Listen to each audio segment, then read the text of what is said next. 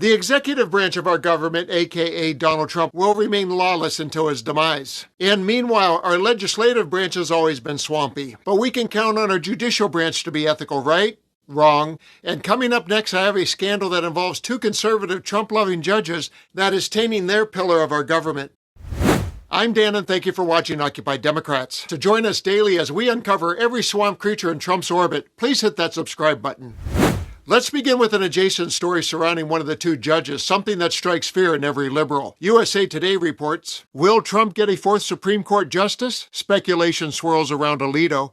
Will President Donald Trump get the chance to nominate a fourth Supreme Court justice? Speculation, particularly among liberal commentators, has started to swirl around possible retirement plans of Justice Samuel Alito. And if Alito wants to step down while Republicans control the Senate, he may not want to gamble on this year's midterm elections. Republicans are expected to have a much easier time retaining the Senate than the House, but a loss can't be ruled out. That would make it difficult for Trump to confirm a successor. Alito, the second oldest justice and one of the most conservative, joined the High Court 20 years ago. That is usually a very good milestone on which to retire, Melissa Murray, a law professor at New York University, said on the latest episode of the podcast Strict Scrutiny that she co-hosts.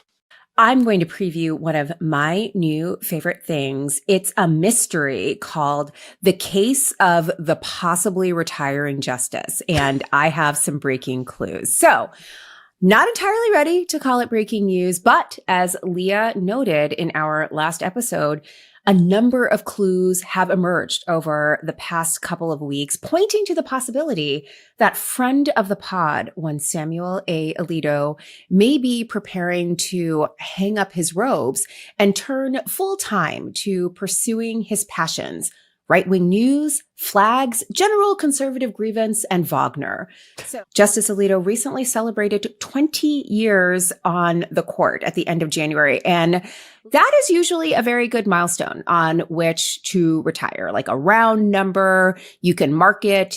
The second clue is that the signs are not looking great for the Republicans in the midterm. So this is obviously someone who wants to ensure that he is replaced by a like-minded successor, right? So you got to do this while the iron is hot, while the Senate is in position.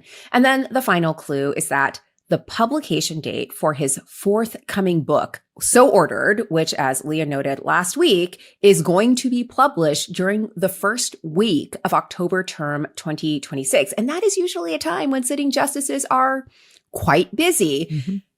Which means it's not exactly a great time to release your new book if you want to promote said book.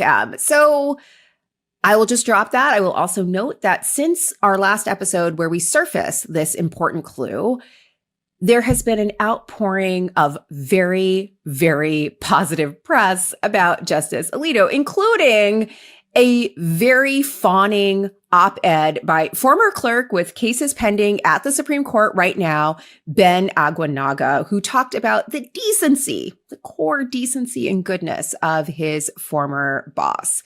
So that's a developing story we'll continue to update. And now for something less fawning about Judge Alito and Judge Roberts, as reported by law dork Chris Geidner. SCOTUS changed the rules for bringing cases to the court because John Roberts won't sell his stocks. On Tuesday, the U.S. Supreme Court announced it has taken action to deal with the problems that arise from justices' ownership of individual stocks, an issue that just this term led to the recusal of Justice Sam Alito days before oral arguments in a case, and months after the justices voted on whether to hear the case at all. What did the court do to address this ethical question?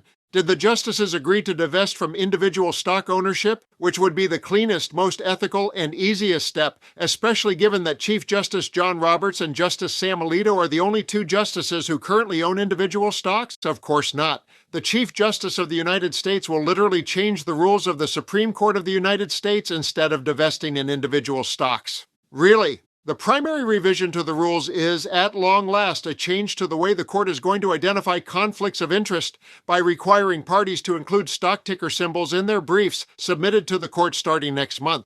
It is that embarrassing. The Supreme Court issued an order announcing the adoption of the revisions to its rules on Tuesday morning. The Supreme Court of the United States spent time and money to create new software to run conflicts checks, and part of that includes checks relating to individual stocks owned by justices. Because two justices own stocks, Roberts refuses to divest, and Alito is apparently eagerly day trading, the Supreme Court had to spend time and money in the development of this new system to integrate stock ownership conflict checks. Fix the courts Gabe Roth put it simply. Public service requires certain sacrifices in the name of ethics, and going stock-free should be one of them for all branches of government, he said in a statement. An investor justice could own a blended fund, mutual fund, or ETF, and reap the same benefits with a far reduced conflict exposure. In fact, 7 of the 9 justices have made this very calculation. If the justices won't do it themselves, Roth pointed to legislative efforts to ban individual stock ownership by federal judges. Those are just the highlights. For the full story, including the 5 changes that were implemented, visit lawdork.com.